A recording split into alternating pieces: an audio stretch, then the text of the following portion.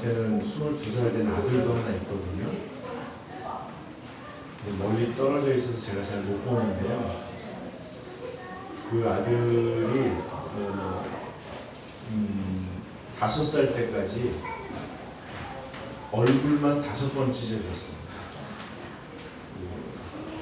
얼굴만 세서 5번 찢어졌습니다. 너무 활동적이어가지고 계속 뛰어다니니까 교회나 유치원이나 집에 가구나 건물 모서리에 탁탁 찢는 거예요. 찢어지는데 한 번은 다 아물어가지고 신밥 뽑으러 가자는 말에 얘가 신이 나가지고 식탁 위에서 뛰어내리다가 그 식탁 의자 등받이에 턱을 찌는 바람에 그야말로 터진 데가 또 터진 적이 있습니다. 그러던 어느 날 제 아이가 가만히 앉아 있는 거예요. 저는 마치 제 아이가 가만히 앉아 있는 것을 처음 본 것이냐, 그 아이에게 다가가기 시작한, 어디로 튈지 모르니까 조용히 다가가서는 평소에 궁금했던 걸 물어봤죠. 야, 너 커서 뭐가 될래? 물어봤어요. 제 아들이, 제가 여기서 물어봤거든요. 여기 냉장고가 있었고, 여기서 물어봤는데 제 아들이 저를 안 보고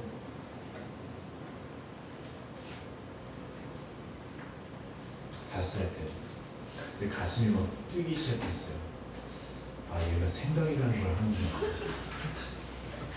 한 10초, 15초 있다가 의사예요. 제가 가슴이 터지는 줄 알았어요. 아, 얘가 대화가 가능하구나.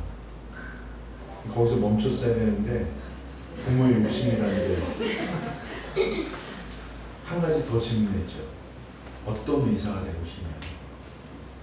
저는 뭐 어려운 사람을 돕는 의사요, 이런 얘기를 듣고 싶었던 것 같아요. 어떤 의사가 되고 싶냐 했더니 얘가 또 남자 의사요.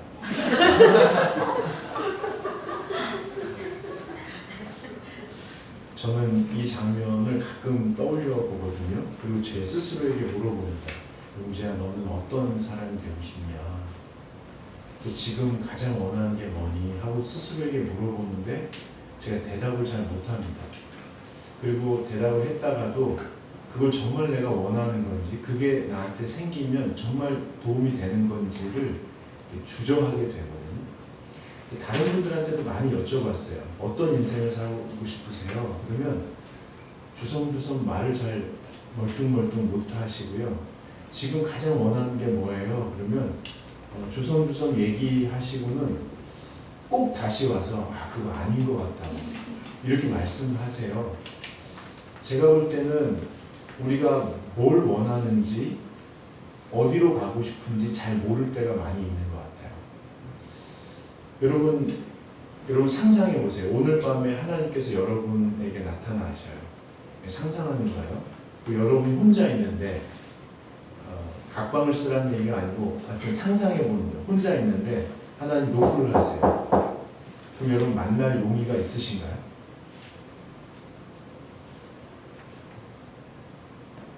멋모르시거나 신앙이 깊으신 분들, 이렇게 하시는 신앙이 깊으신 분들.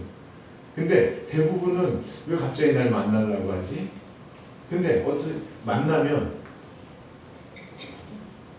여러분한테 너 어떤 인생을 살고 싶니?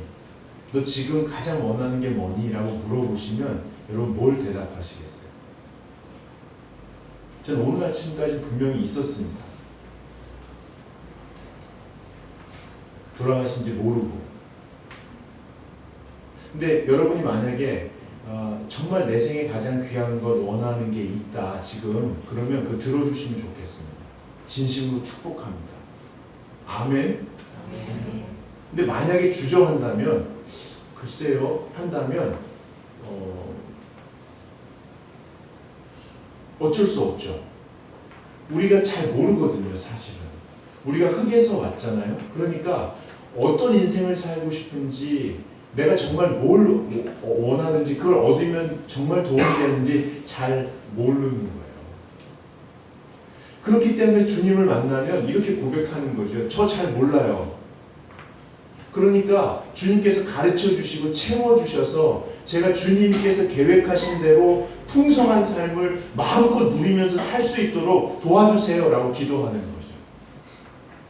주님의 임재를 갈망하고 주님의 발 앞에 엎드려서 주님께서 계획하신 주님의 섭리 안에서, 좀 어려운 말이죠. 섭리라는 게 뭐냐면 영원 전서부터 영원 후까지 하나님의 계획이, 나에 대한 계획이 있는데 모든 것을 통해서 내 인생에 그게 이루어지도록 영원 전부터 영원 후까지 계획하신 그것을 통틀어서 어려운 말로 섭리라고 해요.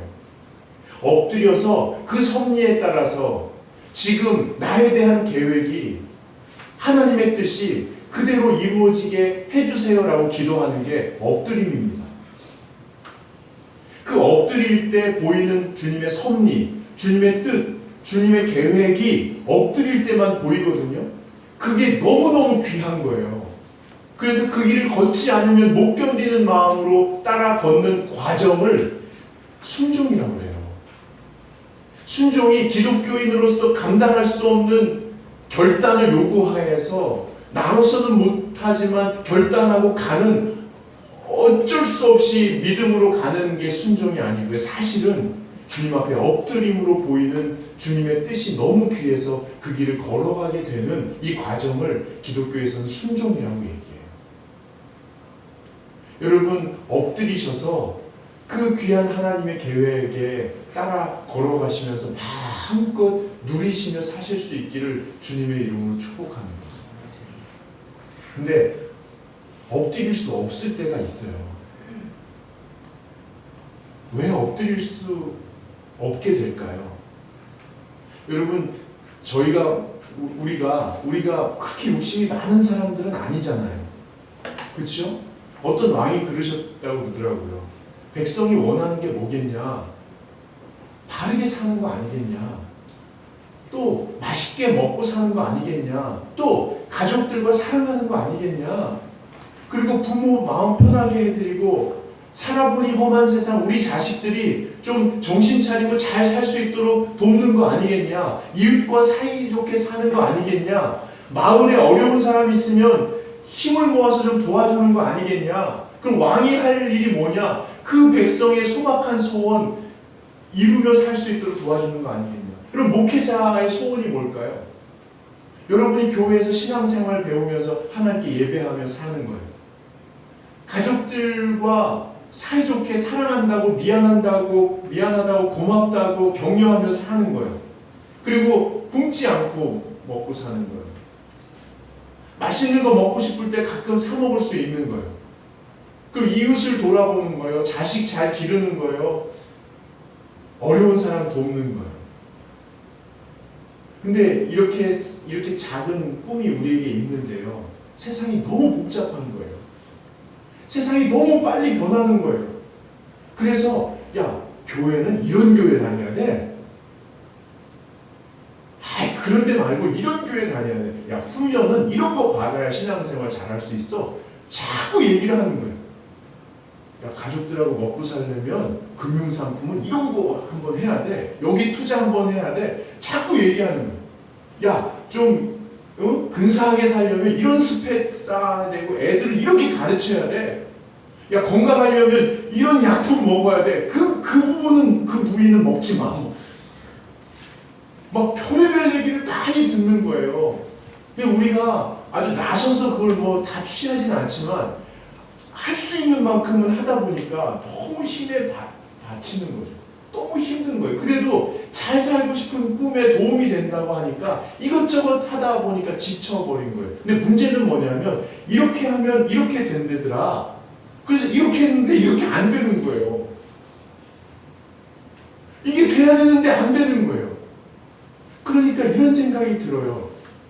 마치 놀이공원에 갔다가 부모님 손 놓치고 잃어버린 것처럼 하나님이 나에 대한 계획 그거 실패하신 거 아닌가? 하나님이 우리에 대한 어떤 그 계획을 철회하신 거 아닌가? 그래서 엎드릴 힘조차 없는 거예요. 여러분, 놀이공원에서 엄마 손을 놓쳤는데 거기서 엎드려가지고 우리 엄마가 나 찾으러 올 테니까 기다려야지 하는 애가 몇이나 되겠어요. 멍해지는 거예요. 이게 뭐지 멍. 사람은 많은데 아는 사람이 없어요. 멍. 혼자 있는 것처럼. 그러다 엎드려 막 울죠. 여러분, 그런데 그리스도인에게 하나님 아버지를 잃어버린 것 같은 순간에 그런 일상 속에서 오늘 성경에 엎드리라고 말씀하시는 거예요. 엎드려야 보인다는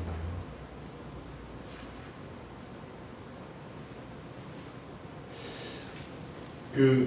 오늘 요번 주부터 2달 동안 사무엘 상하를 이렇게 읽게 되거든요. 매일 묵상도 하고 설교도 듣고 여러분들끼리 모이면 여러분들끼리도 그렇고 아이들과도 사무엘 상하 이야기를 하실 거예요. 사무엘 상에서 우리의 엎드림이 뭔지를 좀 같이 공부하게 될 거거든요. 이스라엘 백성이 이집트에서 노예 생활을 했잖아요. 근데 하나님께서 거기서 건져주시죠. 그리고 어디로 데려가시죠? 어디로 데려가시죠? 광야로 데려가시죠. 광야로 데려가시면서 그 시내산에서 율법을 주시고 거기서 비롯된 십계명을 주시고 거기서 비롯된 율법들을 가르쳐 주시는데 그게 예배하는 방법, 안식일을 지키는 방법, 하나님을 신뢰하는 방법을 가르쳐 주시고요. 또 이웃들과 어떻게 지내는지 하나님의 백성으로 살 수 있는 길들을 안내해 주셨어요. 40년 동안 세상에 살지만 하나님의 사람으로 살 수 있는 방식들을 배우고 익히도록 가르쳐 주신 거예요.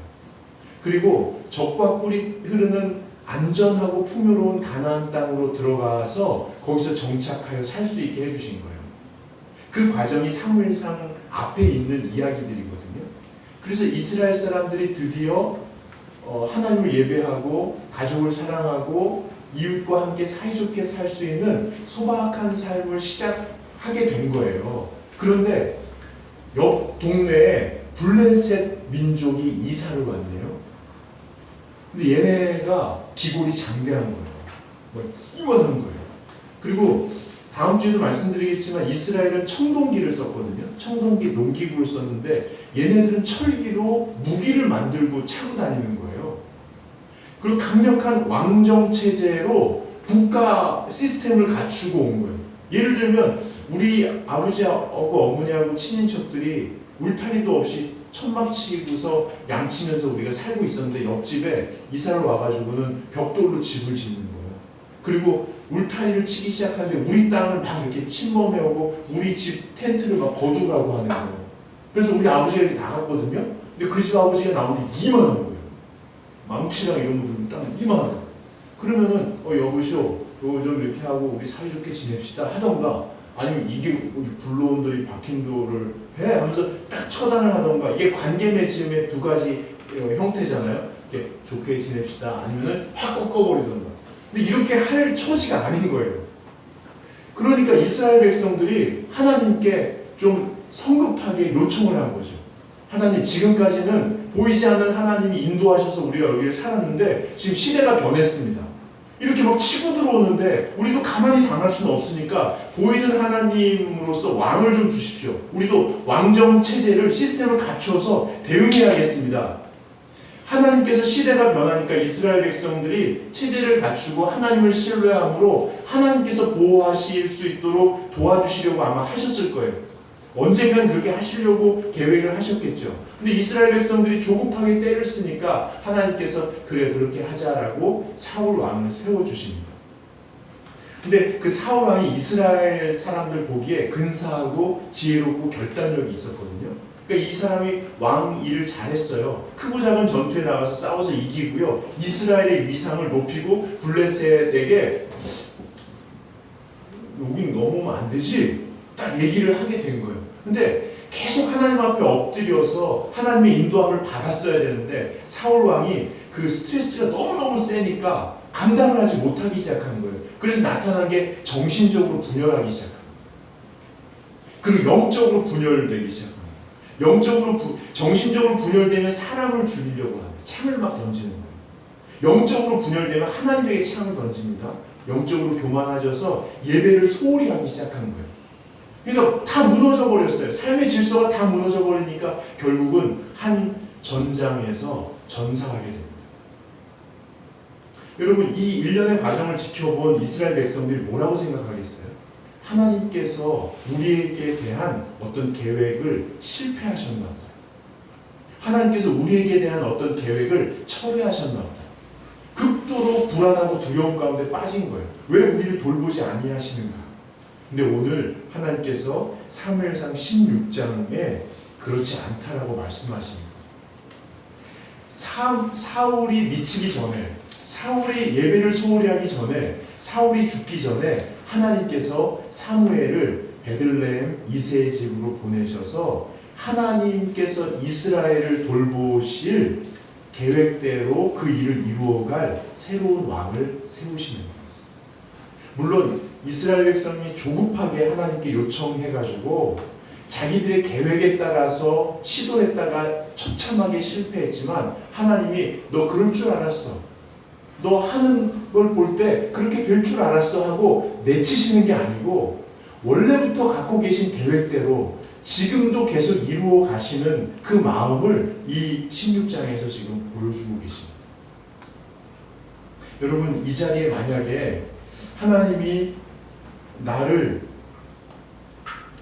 뭐 그런 마음은 아니시겠지만 하나님께서 나를 혹시 잊으신 거 아닌가? 하나님께서 혹시 나를 외면하시는 거 아닌가? 왜 이런 것 다 아시면서, 내가 어려워하는 거 아시면서, 내 마음의 소원을 아시면서 왜 하나님께서 직접 개입하셔서 만져주시고 치유하시고 회복시키시지 않지? 나를 향한 하나님의 그 거룩한 계획을 철회하신 거 아닌가라는 그런 생각을 갖고 계신 분이 계시다면 혹시라도 오늘 이 말씀을 잘 들으시기 바랍니다. 오늘 말씀에 주님이 분명히 말씀하시는 거예요. 내가 너를 위해서 일하고 있고 지금도 일하고 앞으로도 부지런히 일할 것이다. 오늘 주님께서 말씀하시죠. 내가 너를 잊은 게 아니라, 내가 너를 이렇게 제외시킨 게 아니다. 내가 너를 구체적으로 돌보고 계시다라고 주님이 말씀하셔요. 여러분, 엎드려야 주님의 이 일하시는 게 보이는 거예요. 엎드려야 주님께서 나를 위해서 땀 흘려 일하고 계시는 게 보이는 거예요.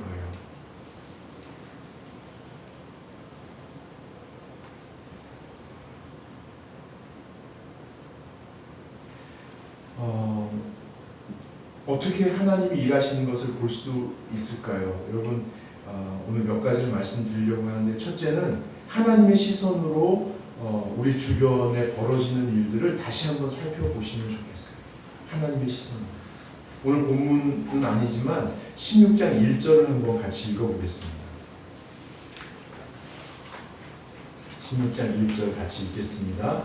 여호와께서 사무엘에게 이르시되 내가 능히 사울을 버려 이스라엘 왕이 되지 못하게 하였거늘 네가 그를 위하여 언제까지 슬퍼하겠느냐? 너는 꿀에 기름을 채워가지고 가라. 내가 너를 베들레헴 사람 이새에게로 보내리니 이는 내가 그의 아들 중에서 한 마음을 좋아하느니라 하시는지라. 이스라엘 백성들이 사울이 무너지는 것, 이스라엘이 힘을 잃어가는 과정을 그렇게 보면서 막 슬픔에 빠져 있었어요. 왜 슬프지 않겠어요? 여러분, 일주일 동안 생활하시면서 여러분 어떻게 지내세요? 저는 가정에서 우리 가족들이 있지 않아요?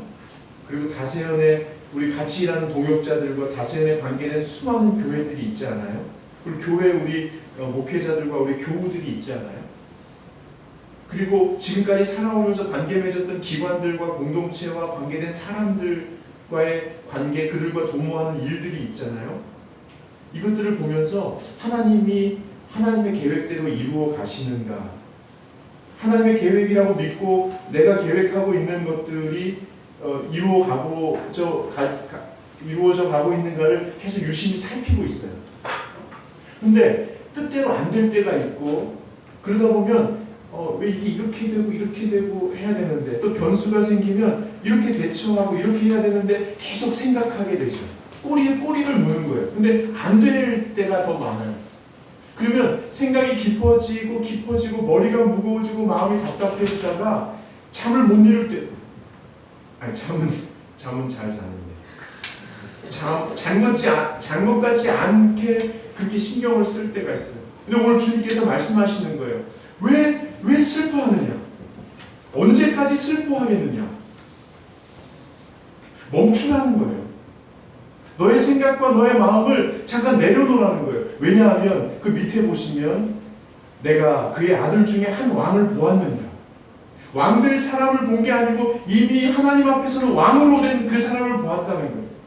하나님께서 이스라엘 백성을 선한 길로 인도하시기 위하여 사울을 이어서 일할 사람을 이미 하나님이 예비하셨다는 거예요. 하나님이 그 사람을 본다는 거예요. 그럼 그 사람도 하나님을 보겠죠. 그런 의미에서 하나님과 그 사람만 아는 비밀일 수 있어요. 하나님의 일은 그래서 언제나 은밀하게 이루어집니다. 여전히 슬픈 환경 속에서, 여전히 극복할 수 없는 한계 속에서 하나님께서 그 사람만 아는, 즉 하나님만 바라보는 그 사람만 아는 그 일을 하나님은 지금도 이루어가고 계신다. 여러분, 하나님께서 온 인류를 구원하시기 위해서 아기 예수를 이 땅에 보내시잖아요. 온 인류와 온 우주를 구원하기 위해서 하나님이 일하시는데 그 아기 예수, 방이 없어 말구 위에 누운 그 아기 예수를 맞이했던 사람은 한밤에 양을 지키던 목동 몇 사람이었고요. 멀리서 동방에서 별 따라왔던 그 박사들 몇 명밖에 없었어요. 하나님이 일하시는 때는 늘 은밀하게 이루어집니다.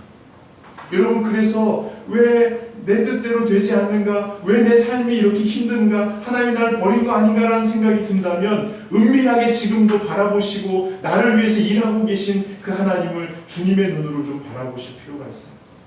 목회자가 뭐 하는 사람이냐라고 묻는다면 저는 모든 교우가 자기가 처한 환경 가운데에서 하나님을 바라볼 수 있도록 돕는 사람이라고 저는 말하고 싶어요. 여러분, 그래서 저는 여러분과 많은 이야기를 나눴으면 좋겠어요. 혼자 생각하고 혼자 느낌을 감당하다 보면 혼자 영적인 늪에 빠질 때가 많아요. 그럴 수밖에 없는 상황인 걸 제가 알아요. 저도 그런 상황에서 사니까요. 그렇지만 우리가 빛 가운데 드러나는 죄인들처럼, 빛 가운데 드러나는 연약한 사람들처럼 주님의 빛 가운데 우리의 마음과 생각을 끊임없이 나누면서 그 상황 속에서 은밀하게 일하시는 주님을 우리 함께 바라볼 수 있기를 축복합니다. 모일 때마다 어떻게 살았는지, 무엇을 바라보는지 잘 모르지만 주님께서 일하시는 것들을 함께 보자고 격려하며 기도해야 합니다. 여러분, 목회자에게 제가 이런 경험을 해요. 우리 교회에 이런 거 필요하지 않아요. 우리 교회 공동체를 이렇게 보시다가 어떤 교우들이 목사님 이게 필요한 것 같은데 이걸 좀 제가 사다 놔도 될까요? 이렇게 물어보시는 분들이 많이 계세요. 그렇게 많지는 않지만 좀 계셔요. 근데 제가 거절한 적도 있어요. 아직은 그렇지 않습니다. 그리고 또 어떨 때는 기쁘게 그렇게 할 때가 있어요. 근데 대부분 거의 모든 분이 아무도 모르게 해주십시오. 이렇게 얘기해요. 제가 이게 떨려요. 그런 얘기를 들을 때 떨려요. 저는 이 참 성숙하다, 참 지혜롭다, 이래서 떨리는 줄 알았어요. 근데 시간이 지나면서 이 떨림이 계속 그런 경험을 할 때마다 떨리는 거예요. 왜 그럴까요? 그 사람이 일하는 방식이 하나님을 닮았기 때문에. 제가 그걸 알았어요. 그냥 저 사람 참 성숙하고 자기를 안 드러내는구나, 이렇게 해서 감동받는 줄 알았어요. 근데 나중에 보니까 그게 아니고요, 하나님의 일하는 방식과 너무 닮은 거예요. 여러분 보셔야 됩니다. 하나님은 우리를 위해서 일하실 때 너무너무 은밀하게 일하시기 때문에 우리가 알아채지 못할 때가 있어요. 그래서 엎드려야 합니다. 그래서 엎드려서 주님의 섭리와 뜻과 계획이 우리 가운데 어떻게 이루어지는지 자꾸 봐야 합니다. 두 번째로는 하나님의 눈으로 주변 사람들을 좀 보실 필요가 있습니다. 여러분, 사무엘이 이새의 집에 와서 이렇게 기름 부으려고 할 때 이새가 자기 아들들을 데리고 오잖아요. 엘리압, 아비나답, 삼마, 그리고 7째 아들까지 데리고 오는데 사무엘 보기 너무 근사한 거예요. 야, 정말 하나님이 세우실 만한 사람이 있구나라고 기름 불병을 따려고 하는데 하나님께서 말씀하시는 거예요. 거기 7절을 한번 보세요. 같이 읽겠습니다. 여호와께서 사무엘에게 이르시되 그의 용모와 키를 보지 말라. 내가 이미 그를 버려노라. 내가 보는 것은 사람과 같지 아니하니 사람은 외모를 보거니와 나 여호와는 중심을 보느니라 하시더라. 네, 사무엘이 깜짝 놀랐어요.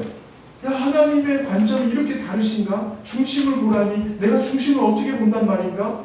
내가 사람의 중심을 어떻게 보지? 그리고 조심스럽게 물어봐요. 다른 아들 없습니까? 그러니까 이새가 대답해요. 있기는 있는데 걔는 중요한 일 할 애가 아니에요. 그냥 평범하게 그냥 제 앞가림만 하면 좋을 것 같아서 목동일 시키고 있는 아이인데 굳이 보셔야 될까요? 불러오라고 하는 거예요. 걔가 왔는데 그 다윗이 달려오는 걸 보니까 사무엘이 그 중심에서 울리는 그 중심을 경험하게 된 거예요. 그게 어디 나오냐면요. 12절 한번 보세요. 같이 읽겠습니다. 이에 사람을 보내어 그를 데려오매 그의 빛이 붉고 눈이 빼어나고 얼굴이 아름답더라. 여호와께서 이르시되 이가 그니 일어나 기름을 부으라 하시니라. 여러분 여기 보시면 빛이 붉고 눈이 빼어나고 얼굴이 아름답다는 말은 외모를 말하는 게 아니고 그 사람의 속사람을 표현하는 구약 성경의 관용어 같은 거예요. 그러니까 이 마음을 얘기하는 거예요. 이게 뭐냐면 마음이 아주 부드러웠다는 거예요. 그리고 복원력이 있어서 탄력이 있었다는 거예요. 너무너무 어려운 일이 있는데도 하나님 하면서 이게 팍 일어나는. 그렇다고 조증을 얘기하는 게 아니에요. 이게 꼭 라텍스처럼 이게 탁 잡으면은 이게 꽉 차오르는 거죠. 잡히는 대로 잡히는데 그냥 쪼그러드는 게 아니고 그 지문마다 손끝마다 라텍스에 차오라서 거기 꽉 자국이 남잖아요. 하나님에게 잡히면 하나님에게 완전히 잡히는데 자기도 하나님을 잡고 싶어서 자기의 영혼이 하나님의 손을 이렇게 꽉 채워넣는. 그래서 하나님이 잡을 때 그립감이 너무 좋은. 이 말은 뭐냐면 하나님이 쓰시기에 너무 좋은 사람. 그 마음이 하나님에게 잡히면 어떻게든 저를 쓰십시오 하지만 너무너무 수동적이지만 너무너무 나를 다 드리고 싶어서 이렇게 꽉 차오르는 그 영혼의 라텍스 같은 하나님께 다 드리고 싶은 그러나 하나님의 손에 완전히 쥐어지는 그런 마음이 이 다윗의 마음이었던 거예요. 하나님이 이 사람을 본 거죠. 여러분 아버지가 여러분을 우습게 보이십니까? 그런 거 다 경험하셨죠? 저도 경험. 여러분 어머니가 여러분을 좀 야 너는 애가 왜 그 모양이야 이렇게 보시죠. 세상 어머니 다 그렇습니다. 하나님 어머니가 계셨으면 그분도 아마 그러셨을 거예요. 우리 하나님 아버지가 계십니다. 하나님 어머니 신학적으로 좀 혼란스러운데. 여러분 가족이, 여러분 친구가 여러분에게 너는 중요한 일을 할 그 사람이 아니야 라고 만약에 여러분을 대하신다면 여러분은 하나님께 쓰임받을 조건이 충분한 사람입니다. 만약에 여러분 자녀나 배우자나 여러분 부모를 볼 때 이분은 하나님께 중요한 역할을 못할 거야 라고 여겨지신다면 이 아이는 하나님께서 귀하게 쓰실 사람이라는 거예요. 대신 누구에게나 하나님께 만져지는 라텍스 같은 그 영혼의 마음이 있는 거예요. 그래서 배우자의 모습 속에서, 부모의 모습 속에서, 우리 자녀들의 모습 속에서 하나님의 손길이 가득하게 담겨진 그 영혼의 한 부분을 우리가 발견해내는 것이 너무 중요한 거예요. 그거 없이는 이 세상을 우리가 살기가 너무너무 심심한 거죠. 마지막으로 13절을 읽어보겠습니다. 사무엘이 기름 뿔병을 가져다가 그의 형제 중에서 그에게 부었더니 이날 이후로 다윗이 여호와의 영에게 크게 감동되니라. 사무엘이 떠나서 라마로 가니라. 여러분 감동이 뭐예요? 감동은 내가 너한테 감동 받아서 선물하는 거야.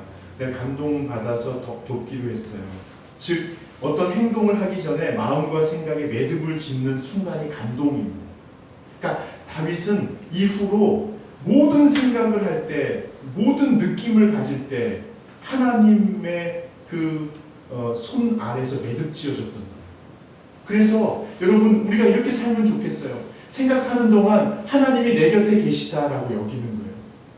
우리가 마음을 먹을 때가 있잖아요. 이렇게 마음이 막 혼란스럽다가 그래 하고 먹을 때가 있어요. 그때 하나님의 손에 이렇게 딱 이렇게 하나님이 딱 이렇게 매듭지어서 내가 마음 먹었어 이렇게 되게 되면 좋겠어요. 그래서 한참 혼란스럽다가도 하나님의 손 안에서 딱 매듭지어져서 행동으로 가는 삶이 우리에게 실천될 수 있으면 좋겠어요. 그래서 이 매듭이 점점 가까워지면 좋겠어요. 그래서 하나님의 생각이 내 생각이 돼서 하나님의 마음이 내 마음이 돼서 하나님의 손 안에서 우리가 매듭지어지는 삶을 살아갈 수 있으면 좋겠어요. 감동되어지는 삶 말이죠. 예.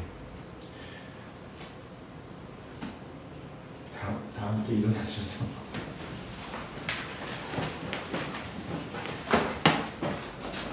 우리 동그랗게 서서 형제의 모습 속에 보이는 같이 축복하고 기도하고